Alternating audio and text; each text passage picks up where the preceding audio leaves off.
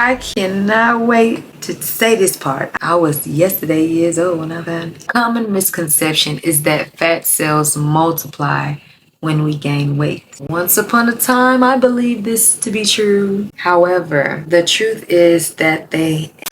What's good, y'all? Welcome to the series. This is basically the basics. Basically? Where we discuss all things fitness and nutrition, mind, body, spirit, wise. My name is Ray Ray. I am a certified fitness and nutrition coach, your coach. So feel free to hit me up with any questions or topics that you may want to learn about in the comments. Ask me! Today we're diving into a fascinating topic, body fat or adipose tissue. We're going to ask and answer a few important questions. 1. What is fat? 2. What is happening when we gain and lose weight?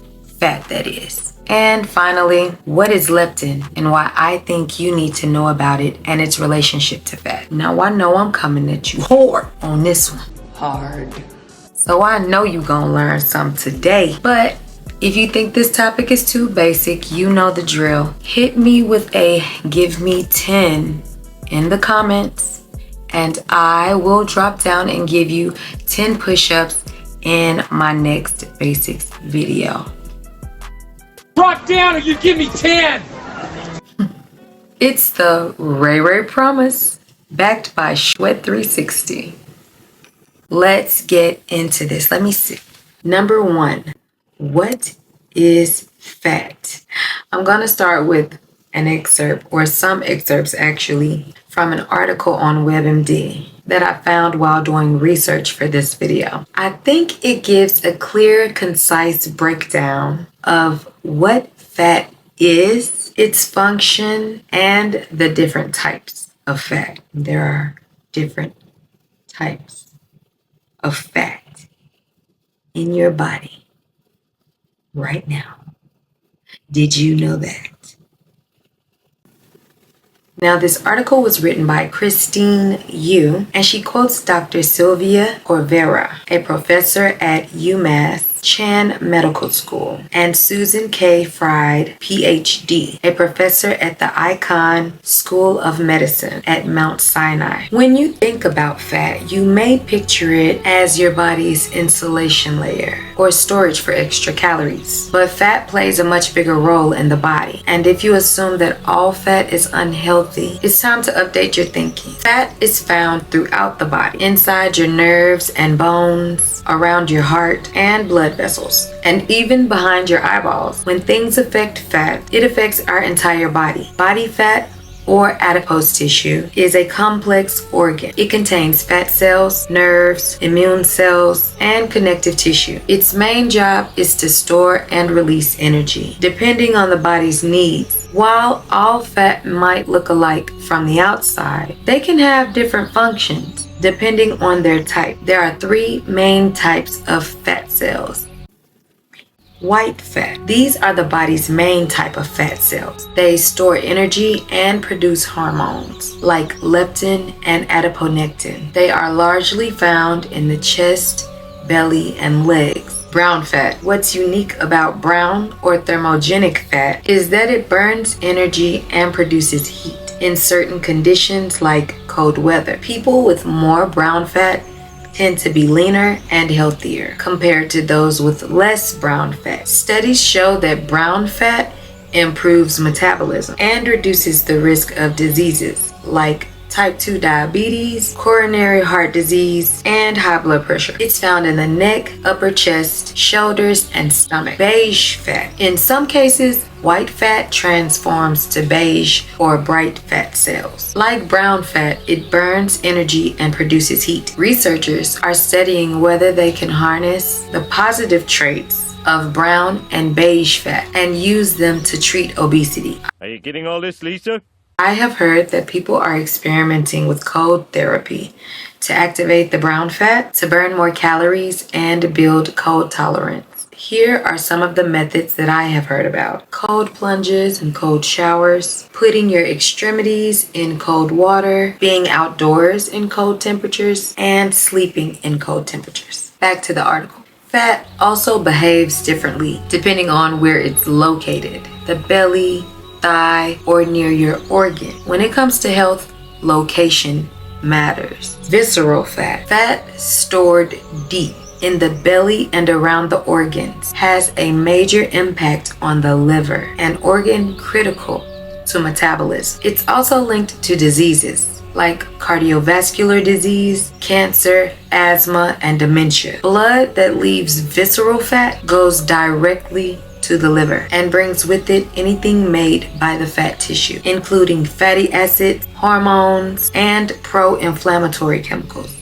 We build up more visceral fat with age. Fat storage shifts from the lower body to the belly, especially in women. So ladies, I don't know if you have noticed, but as we get older, it's like someone is letting the lining out of our stomach. What did you do to my stomach? Boy, it just... Even when you're fit, your stomach still bulges. This is why.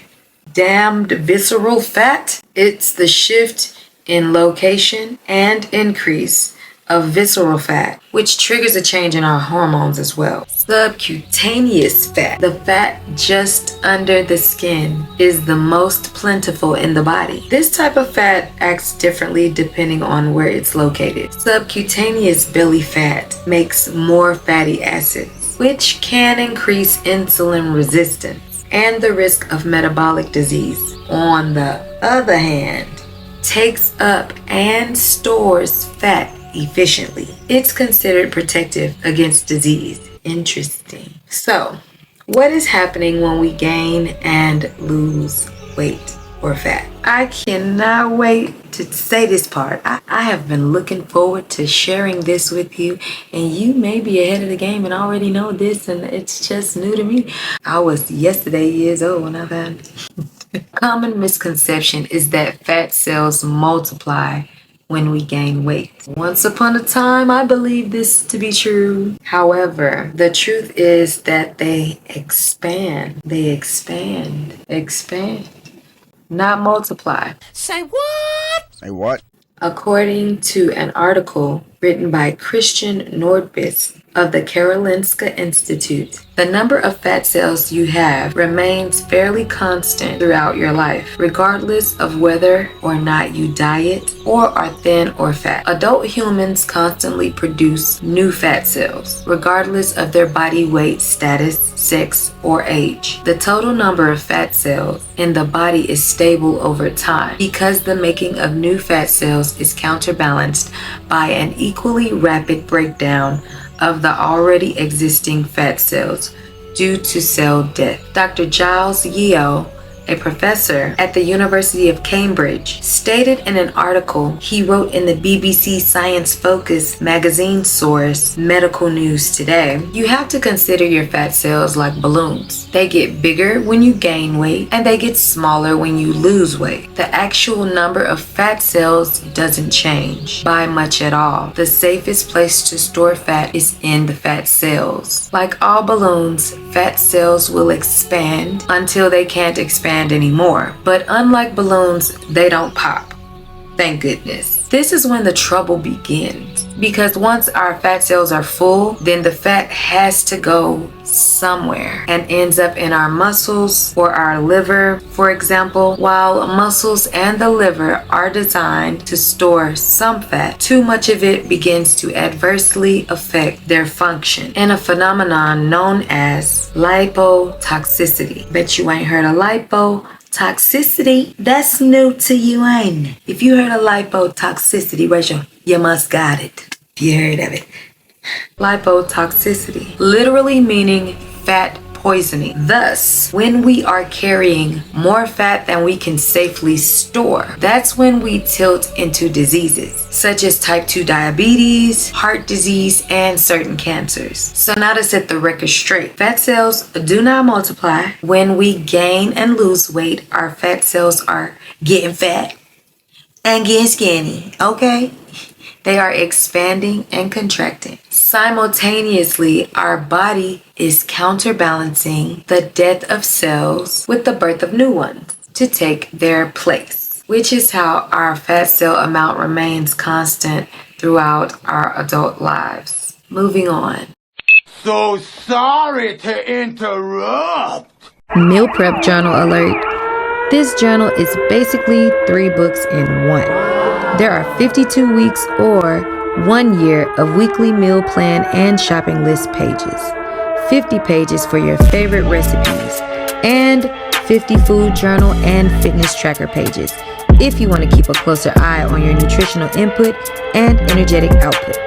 This little hot number was created with love by yours truly and can be found on Amazon. Just click the link in the description box below.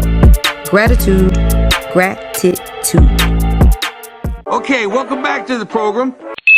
So, how much fat is too much fat? Fat is an essential part of our bodies. Too little or too much fat is unhealthy. It's unhealthy. It's unhealthy. You have to have the right amount, says Dr. Susan. But the right amount varies from person to person. Dr. Giles says we all have a different safe fat carrying capacity. Depending on our genetics, the degree to which our fat cells can expand has powerful genetic influences and informs our differing safe fat carrying capacities. So, in any given population, there is most definitely health present at many sizes, with some larger folk being the picture of metabolic health and other lean and fit looking people with type 2 diabetes. So here's the interesting thing just now, because none of what I just said was interesting, okay?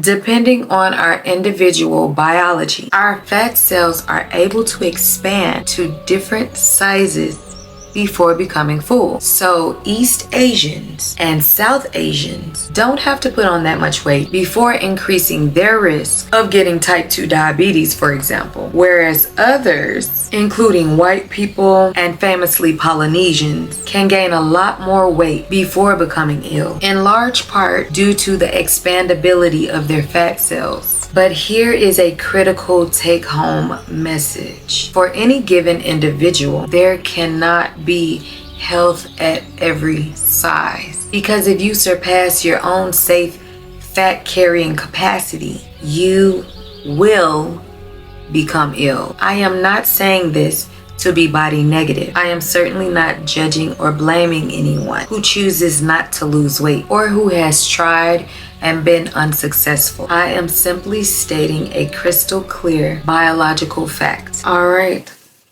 on to number 3.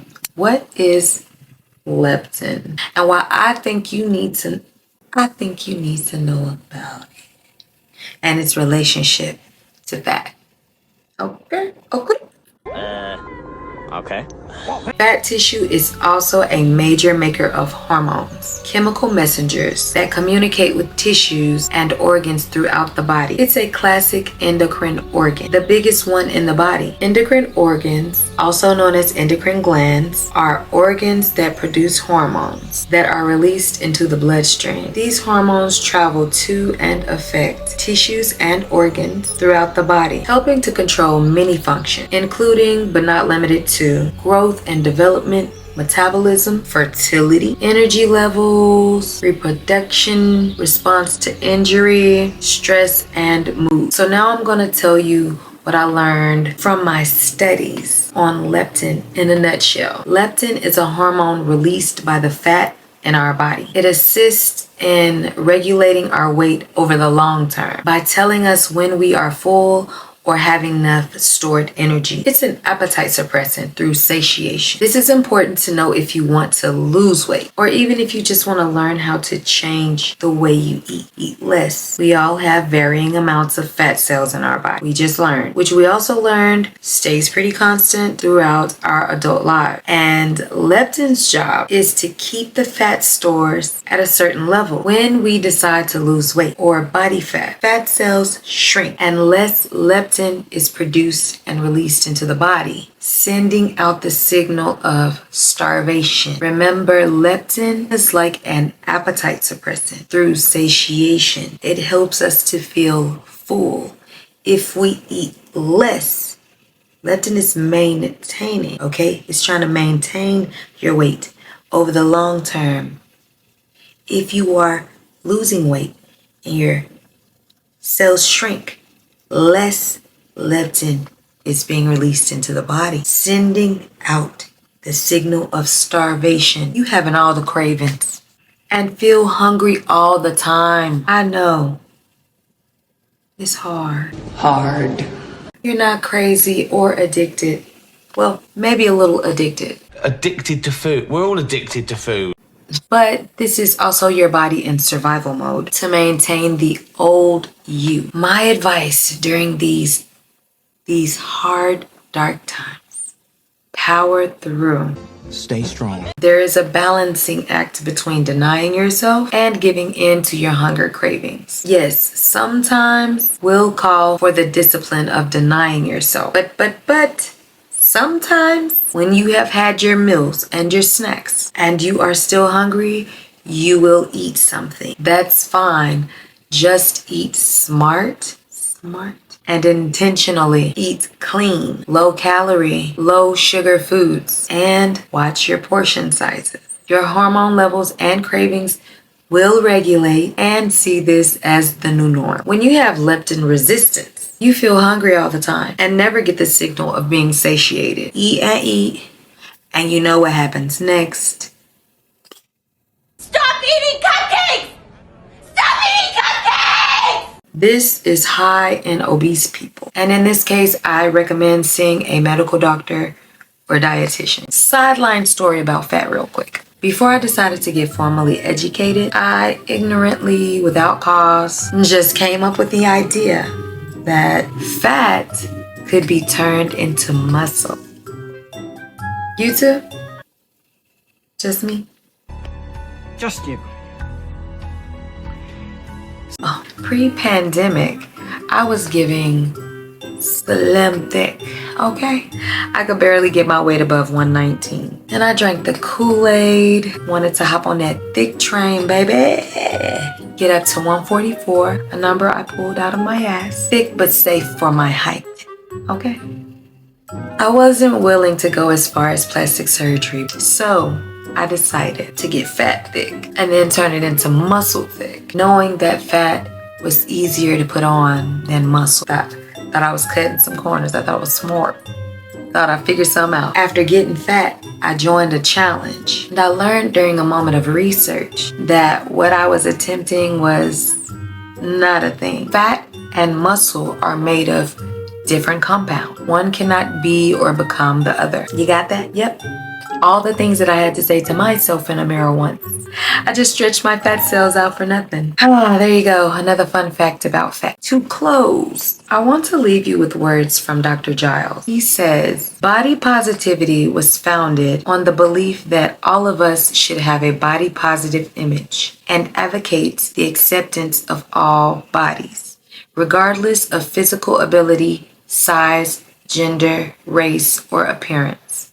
And I completely understand its emergence as a protest to fat shaming. I fear, however, that some within the movement have gone too far with regards to the health at every size messaging and are ignoring the science. What is unequivocal, and please don't shoot the messenger, is that carrying too much fat is bad for your health. And I'll add that too little fat is also bad for your health. Too much or too little can cause health issues, disorders, and diseases. Some gymnasts and bodybuilders who have taken their bodies to the extreme beyond a healthy point can attest to this. Along with those suffering anorexia, other similar conditions can attest to this. Finding the perfect balance for your body is the journey. There is no one size fit all plan here. Anyway, that's it.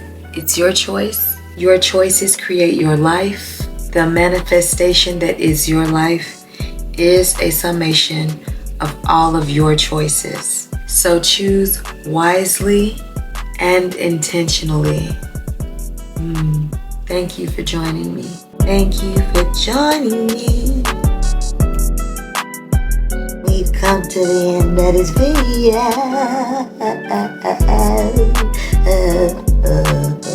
Thank you for joining me. If you have made it to this point in the video, gratitude. Hit me with the finish line flag emoji in the comments, and I will thank you personally. If you found this video helpful, don't forget to like, share with a friend, and subscribe for more tips and insights on health and fitness. Until next time, keep being the best version of yourself. Longevity is the name of the game, but with the poor quality of life, what's the point, y'all? Hurry out. Good.